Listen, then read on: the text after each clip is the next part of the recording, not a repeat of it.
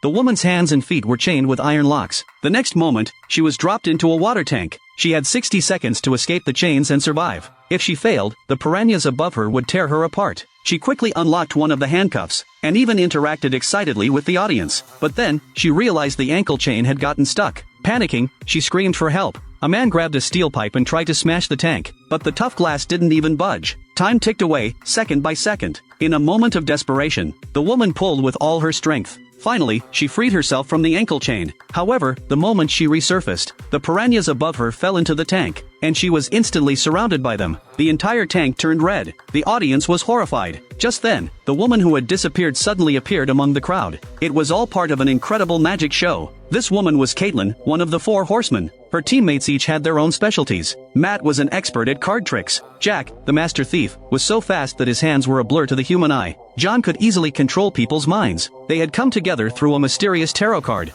A year later, the 4 horsemen officially debuted in Las Vegas. Their plan? To rob a real-life bank in front of an audience. They randomly selected a member of the audience, and locked in a bank in Paris, France. Caitlin conjured a magical portal. The chosen audience member wore a special helmet and stepped through it. On the big screen, it immediately showed him inside the vault of the Paris bank, faced with piles of euros. He followed the instructions, placing a sign card and ticket into the money pile. He pressed the button on his helmet, and suddenly, money began raining down on the Las Vegas stage. At that moment, the Paris bank had just opened for business, and the staff were horrified to find that 30 million euros had disappeared without a trace. The bizarre case quickly drew the attention of the FBI. Agent Dylan quickly zeroed in on the 4 horsemen, but he found himself in a dilemma. Because thousands of witnesses had seen them on stage that night, they had never left the stage. To charge them would be to admit that magic was real. Reluctantly, Dylan had to release the suspects. Instead, he focused on investigating the French audience member. However, this person had been hypnotized by John, and he couldn't remember anything. Just when the case hit a deadlock,